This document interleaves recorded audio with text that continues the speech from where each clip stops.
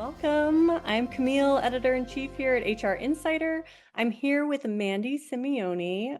Mandi just did an incredible webinar with us with HRCI, and it was on the topic of AI and AI in hiring, what HR leaders must rethink now. It was such an engaging conversation, and everybody talking about these dynamics of algorithms now influencing both sides of the process. I've certainly been in the candidate role of not being able to apply and, hearing from all the HRs of how frustrating it is on the other side and how to really navigate this whole new world of hiring. And we're entering a new age. So just briefly, Mandi Simeone is the CEO and founder of HR2 People, LLC, and a strategic HR executive with over 20 years of experience leading workforce transformations across technology, healthcare, and multi-state organizations. She has served as a vice president of human resources and R&D director, overseeing talent acquisition strategy, compliance governance, and organizational design. Just a wealth of knowledge. I mean, you could hear it from the webinar. It was like really incredible. So we got a ton of questions, and we want to review those questions here and some of the high level stuff that came out of it. So basically, I want to start out with, it seems like we're in the game of authenticity. How to tell if someone is using AI or not, from the resume to the interview process. How can interviewers really discern between somebody being thoughtful, answering the question, crafting AI? Just give me your thoughts on all that. What do you think? Yeah, sure. So, well, first, I encourage people to use AI. We do resume and career coaching, and I encourage people because why not? It's a tool, right? To help us out, to help us look better. So, I do think people should be using it, but you also want to make sure they're using it and being authentic. So, Mm, and their experience is really their experience and not just made up experience to meet the job application and job posting. So, in order to determine whether or not someone is really authentic and they have really made the accomplishments that they're saying that they have, on the resume, it's really kind of hard. But one of the things that stands out is metrics. And so that's something that I really push people on. And I know that that's a difficult thing because if hmm you're not Yeah. getting a performance review that says you've met, 80% of your sales numbers, or, and a lot of positions don't go on KPIs. But if you can make some that are, and I don't want to say make them up, but I would say you can guess. You can guess, did you get your assignments completed on time? I had Mm, 100% completion rate. And so putting metrics in a resume helps with authenticity. If you're interviewing someone, asking them about a specific situation, like tell me about a time when you did X, Y, and Z. Well, how did that make you feel? hmm Because AI can Yeah. come up with reasons that, are technical, but it doesn't know about feelings. And so Mm. that's where you can kind of, talk to the person as a human. And so you may not be able to tell from the resume so much as at the interview, and human to human. Yeah, absolutely. That's so true. It's like getting that AI would never know about your personal experiences and your life history or what you did at a certain job or how that made it, what you did that was effective or some, project that you worked on. I mean, it would never be able to capture that. And even if the interview took some time to be thoughtful about that, right? And to say, Mhm. okay, well, let me think about that for a minute, which is usually the indication of I'm using AI, right? Can be. Yep. AI is not going to be able to come up with your personal experiences. They're not going to be able to know that. They still may give you a candid response, but getting into those specific details, I think, is really important. It leads into our next question a little bit is that um, with AI crafting the answer, what is it appropriate to use AI in this whole process? Right? From the resumes to the, obviously AI is such an efficiency thing right now. And it's so important to, I mean, HRs are just burned out on every, burning both candles at both ends. So it's like AI can be this magical solution to really help speed up all that administrative process.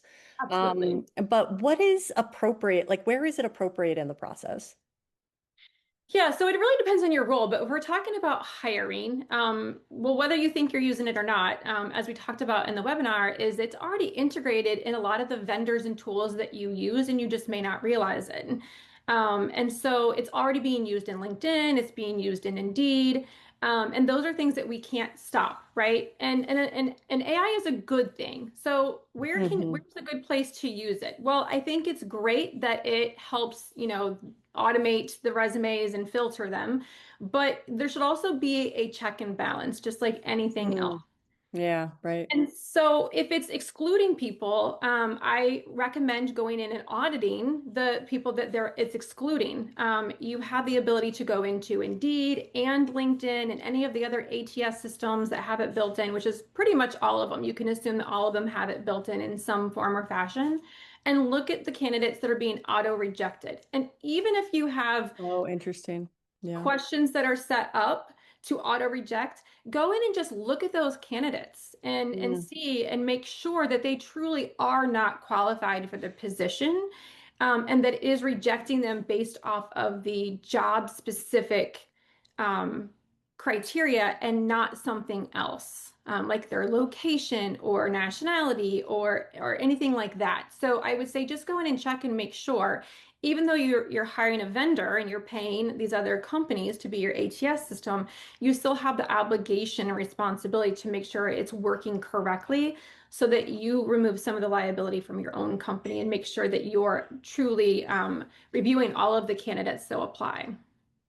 yeah, that's so interesting because one of the things that came up was like they're just being flooded, right? People auto apply, and there's all these companies that are coming up with like how many resumes can come in? Like, I'll just, apply while I sleep, right? And so going through those manually, I was almost thinking like, could you use AI to sort of go through all and say, how are you filtering these out? What are you doing? Would the bias still be within that system if you analyzed it that way? Because again, it's like these are, I don't know, some of these companies, we're talking about hundreds and hundreds. So if you just took a sample, you would probably get a good estimate of that. But what do you think about that? I think that I think again, you have to look at the technical bias. And history shows that the technical tools that we use are only as good as we program them. And Mm, so I think it is, going back in and double checking. Now, on the candidate side, when you say who should be using AI, back to the last question, is again, I encourage people to use AI. The auto reply or auto applying though, I'm not really fond of that. I know it's a lot of work to apply to jobs, but you also want to make sure that the computer is submitting something that's truly you and not just mass applying. And so as a candidate, from the candidate's perspective, I would want to make sure that I'm being authentic. And so anywhere you use I would say make sure that you're double and triple checking it. I can't tell you how many times I get correspondence from someone and you can tell they've used AI, but then they haven't checked it and has inaccurate information. So same thing is you just have to audit and check whether you're the candidate yeah, or the recruiter. You need to so make true. sure that the AI is working correctly. And then from the employer side, I would not put anything into AI that is personal information. So names, birth dates, social security numbers, all of that because of data privacy. I know that was one of the questions that had come up too. I don't know if we're going to talk about that, but you don't want to put anything in AI that could compromise um, people's personal information because you want to make sure that you're keeping their data secure. Yeah, yeah, absolutely. Like it gets into like what are some auditing tools? Like what are a way to do this if you were not to rely on AI? Mhm. How could you audit this, you know, this just crazy world that's going on? I mean, I'm on the candidate side sometimes and it's like, oh my gosh, you can't even get through. You just Yeah. can't even get through to recruiters anymore. I mean, the word on the street is don't even try.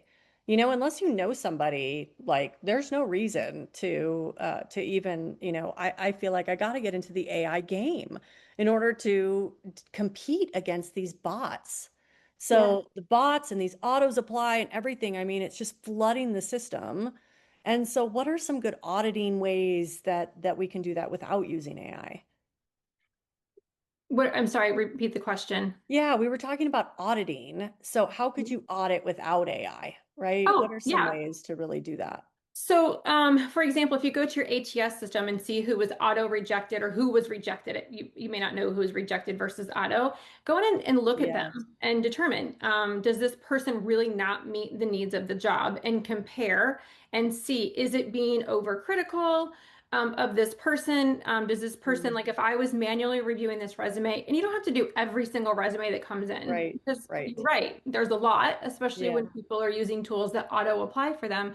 But true. maybe, spot check it. And I don't mean spot check every 6 months or every year. I would say, once a month, or maybe even each position you have, go in and just spot check, check the first resume, the 10th Yes. resume, the 30th, and just make sure that these are truly people that we would have actually excluded, that they don't meet the qualifications of the job. So that's one way you can audit that. Um, and then, Yeah. yeah, Yeah, I think what we're going into this age of, all right, I'm just going to use AI to do everything because there's just too much, right? What you're saying is like still be the decision maker. You yes, still got to get in there and get your hands dirty, right? yes, You're never going to be able to fully like, we see the dangers and the lawsuits of just fully, passing over our whole systems and everything that we're doing to AI without being involved in that process. So even if it's just a sample, really understanding how your ATS is working, it brings up so much for me of like, we did another AI webinar where this expert had said, a lot of these ATS, a lot of these systems, they're not really 100% secure. They're mm, using like open source, on the back end. So I think asking those tough questions of those yeah, vendors and really understanding how are you actually auto rejecting? How do you audit how is the AI system working? Like knowledge is power in this game. You really got to absolutely. understand how it's especially when it's coming to this critical decision of hiring and rejecting and accepting employees and all of that. It's like it can make or break, So that's so interesting. Okay, so let's go back. One of the questions that came through, how do you respectfully ask an interviewee to not record the interview without potential ADA risks?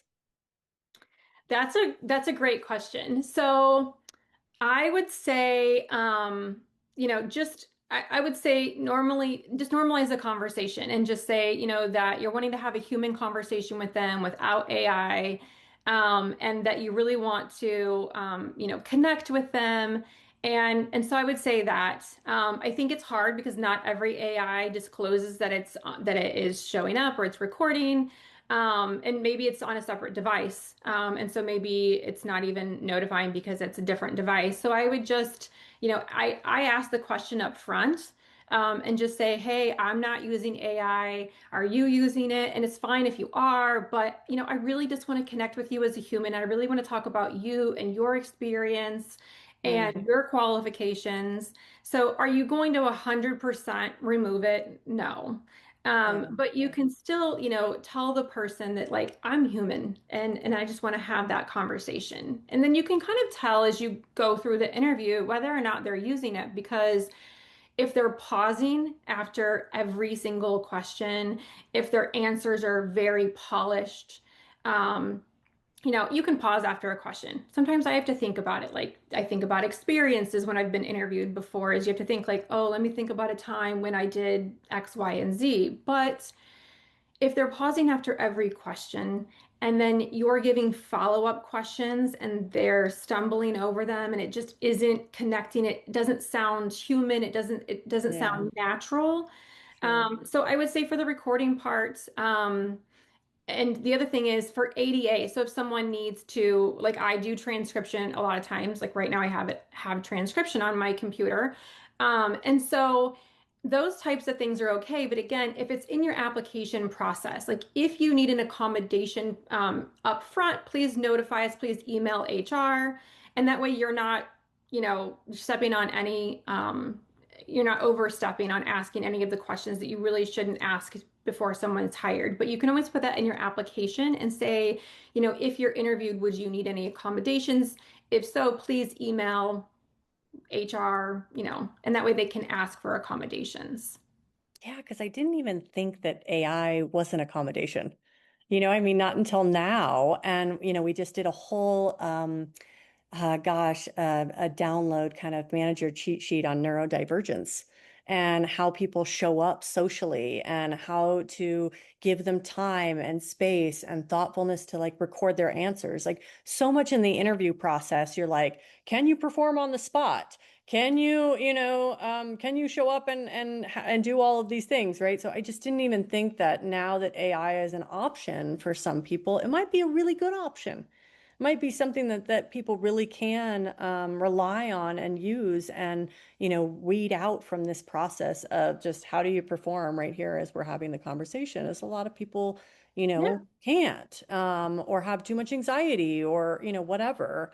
Anyway, I think that that's so interesting. Let's do another one here. So this one gets into kind of like the whole LinkedIn issue, right? Like LinkedIn, so somebody gives their personal, we had an increase of candidates who are pretending to be somebody else, right? This kind of gets into our bot conversation. For example, they use a LinkedIn profile of someone who is a real person, put it Mhm. on their resume. During the video interview, we noticed that they don't look like their photo. We've asked innocent questions like, this is your profile, then they hang up. We've tried to notify LinkedIn because these people don't know that they're using their identity. Anyone else experienced with this? So, this to me is so much like, do I use LinkedIn or do we just like completely bag the whole thing? What are some really, systems that are doing it well out there? Because I think there's a lot of problems with LinkedIn right now. I think you're always going to have people who pretend to be other people. Mm. This came up in the call. We talked about it a little bit because I actually have had this experience where the answers were really polished in the interview. I mean, I was interviewing this guy, he was spot on. I'm like, oh my gosh, this candidate's amazing. But again, Yeah. and so, but again, like I only know what I know. I'm HR. And so this was and a lot of times HR or talent acquisition interviews people for positions that we really don't know anything about. Totally And true. so, Yeah.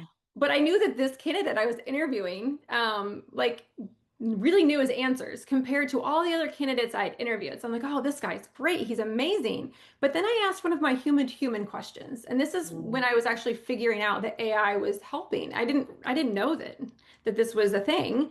mm, And I just started assuming it in my call because I asked him a very human question, like, well, tell me how you did that, or tell me how it made you feel afterwards. And you could just tell, like, it's a very simple question. It's not a technical question, and he couldn't answer it.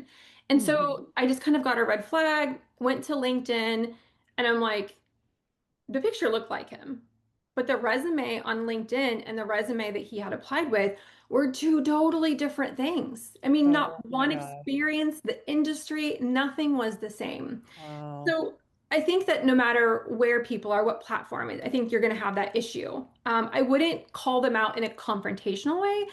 I would definitely normalize the conversation and say, like, hey, it's completely fine if you used AI to prepare, but I really want to understand your thinking and your experience and how you have made it where you are, how you've made this experience your own, and Mm, really just get to that human side of it. But why yeah. people are doing that, actually, after the webinar, I actually went and looked it up because I was really curious. I thought it was just me that it had happened to. So when I heard that this was happening a lot, I had to go look it up. Why are people doing this? And it was interesting. I got a lot of different answers. Mm, Some people are getting multiple jobs. Some people are not, US citizens or can't work in the United States. or they're Oh, pretending to right. be, yeah, so, or they're pretending, Mm, because set up a bank account, get the information. A lot of times, mm, people don't have to have bank accounts. You can get pay cards. And so mm. if you get a pay card mailed to your address and your bank account's going on there, you can pretend to be someone else. Wow. It's kind of crazy. So those are the things that I've seen, or at least that I when I was researching it, the reasons why people are doing it. And again, Mm, I don't know that. And actually, the fact that LinkedIn has the picture of the person, I think that kind of helps because in the case of this question you asked, the picture didn't look like the person. yeah, So right, that's much easier than discerning between all of their right. resumes and information and what's the same and what's different. Well, and it seemed like you would do your due diligence to start off with, really research the person before you waste a bunch of time in the interview process. Of course, I mean, again, this whole flooding bot game that we're playing is like, how do I make this efficient? How do I take the time? But it's like kind of returning to some of the old practices in the old days a little bit. How Yeah. would you, when somebody came in, you'd research them, you'd go through it, but it doesn't sound like that LinkedIn or any of these are doing sort of identity checks enough that it would safeguard HRs from interviewing a fraudulent candidate. Well, this particular person that I had the experience with, I think that their LinkedIn was actually accurate. I think the resume they submitted Yeah, was not. right. Sure. And so I think that's where LinkedIn helped me determine that this person was not actually who I think they were who they said they were, but I think the experience on the resume was not their experience of their own. I think they were looking for a job. Yeah, And right. and so I think that that's yeah, it's difficult. And that research part is difficult too, because you also have to not cross boundaries and make sure that you're looking at information that you shouldn't be looking at, Yes, right. I was going to say that, right. because that Going can into create your own bias. social media accounts. Yeah, I mean, it's brought up this whole thing around bias. I think it's made us look at bias and, oh, wow, these, of course, AI is a learning language model. Like it is learning from us Yeah. and what we do, right? There's inherently biases in all what we do and really catching ourselves on that. I think it's a really good example of the ways that happens, and how to do that. So, a couple other ones here as we finish up. How how can competency-based interview help redefine our talent acquisition strategy in the AI era? Okay, so I'm going to read the question that you just said on my AI that's transcribing. Okay, yeah. In So the AI era, yeah. Yeah, so I think that that's the thing, right? When we say competency based, I think that means a lot of different things depending on who you are. Because Mm, if you have the knowledge, which AI is great, we're training it to have the knowledge, and that's where you have to double check and triple check and ask those human questions. But if you're talking about competency based, like putting the extra questions in there of like, well, how did you feel when you accomplished that? Or tell me step by step how you did, this task. And of course, AI can do that. So then you have to follow up though with those human questions of what was the best part of that project for you, or what made you feel the greatest, or what was the hardest part of that, yeah, emotionally or mentally, yeah.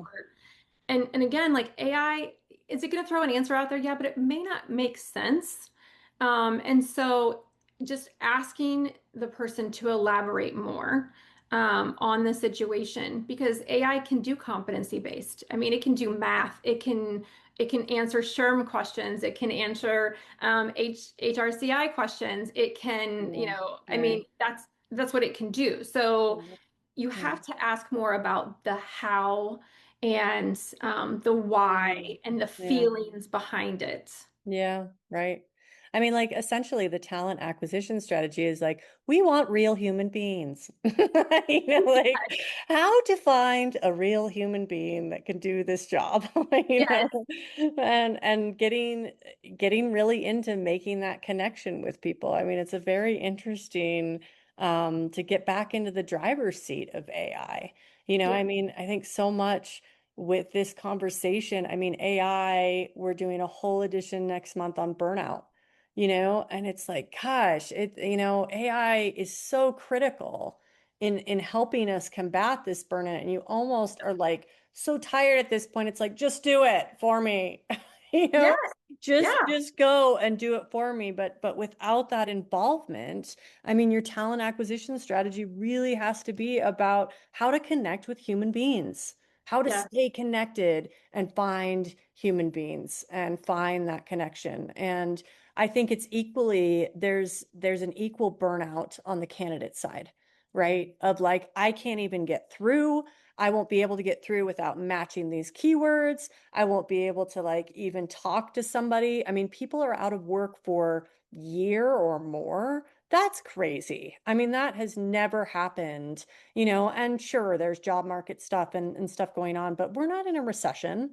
That's not, we are not in the position. And I really think it's attributed to these algorithms and filtering out that it is as frustrating on the candidate side to be able to really reach somebody. When you know that they on the other end, they're not reading it. A system's reading it, or in order to get to a human, you've got to pass like multiple systems in order to even reach somebody, you Yeah. know, I don't which know is, if you remember, but early on before AI and all of that, there was, a lot of standard interview questions that people would ask, and I used to dread them. Like, tell me about your best oh accomplishment, yeah, or yeah, totally. what's your Right. 5-year plan? Yeah. Those types of questions, they're human. Ask those questions because Yeah. that will tell you a lot if you're asking those types of questions. Put that Yeah, in I love that. the application. Where do you see yourself in 3 years, 5 years, and 10 years? I don't know Yeah. how AI would answer that, but that would be a great way to, Right. determine. Yeah. Looking for human being. It's so funny what came up in the chat was, the HR said, oh, wow. Well, we were using AI and now the candidates are using it right back at us. And so it's kind of like this war against AI versus AI, which is like so interesting, the next question is about in a situation where my company uses independent headhunters, does the accountability still fall on the employer utilizing the headhunter resources? That's a great question. So, total transparency and disclosure. I'm not an attorney, so this is not legal advice. Yes, sure. But I mean, from what I've seen and reading case law and watching the news, is ultimately the accountability falls back on the employer. You're ultimately the one who should be, checking your vendors, determining, Mm, listening to what tools they're using, checking into them. So ultimately, you're the company making the decision. And again, you should be making that decision. No one else should be making that decision. Even if a headhunter is pulling candidates, yeah, you right. still need to understand who are they ruling out? Why are they ruling them out?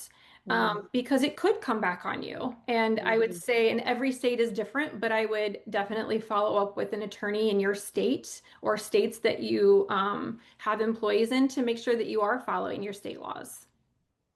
Yeah, I think that's so critical. Yep, it got back to something that you said in the webinar that I think was really important is learn what your AI is doing. Yeah. Learn as much as you can about how it's operating, what's happening behind the scenes, how even your headhunter's using it, how your ATS system is using it. Ask those really critical questions. And I think that would be a really good thing for us to put out of like a checklist of all these critical questions, of what to ask from even best interview questions to what do you ask your vendor to, your headhunter, like everybody that's involved. And I'm sure you'll stump a lot of people because like we're all just learning it. Yeah. I mean, things are coming up as it coming up, and then legislation, we're trying to say, like, oh, well, now we can't do this, but we were doing this, but we can't, so there's a lot of it, but I think HR really taking the reins and getting as well versed as they can. There'll probably be so much learning that can happen from just asking those questions of other people, and understanding what are the right questions to ask, because HR is in the same boat as everyone else. What is happening? Yeah, what is Like, happening? Well, and what is, what I don't is, remember the survey results now, but I mean, if you saw like how many people, there was a lot of people who said, no, we're not using AI. And I'm like, no, you are. you You are. just don't And know. then there was another on our other AI webinar. Somebody said, I've been doing this for 20 years, 40 years. AI has been around forever. And it's like, oh, I mean, we didn't even know. It's sort of like when ChatGPT came on the map, it was like, oh, now we're using AI. And like We just didn't call AI it AI. was, yeah.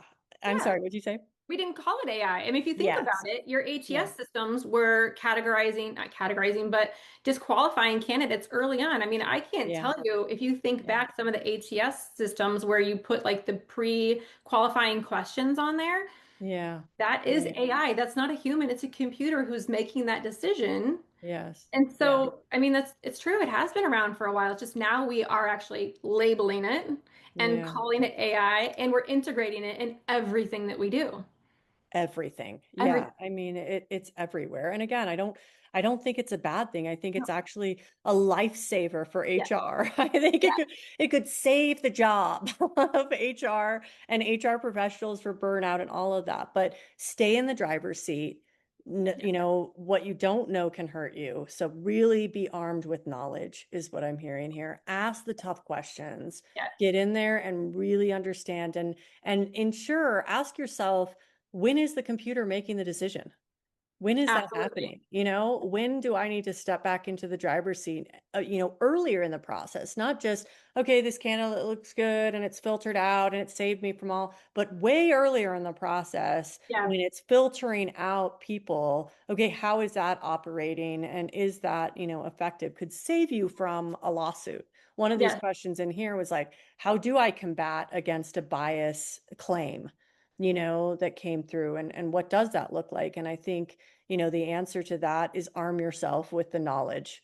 yeah. Um, yeah, I we mean, can to do be that honest, too. I would every time you open a position, I would put it on my calendar, my weekly calendar, go in and look at the disqualified candidates and make sure that they are truly Yes. disqualified. And Yeah. I know that we're busy, but just think, I Yeah. mean, one EEOC claim is months, even years sometimes. I mean, think Right. about how much time. So, really spending 5 minutes logging into your ATS system once a week and just triple checking and making sure and reaching out to your vendors and asking them, how is AI integrated into your system? How are you disqualifying candidates and making sure that you do understand it will save you so much more time in the long run.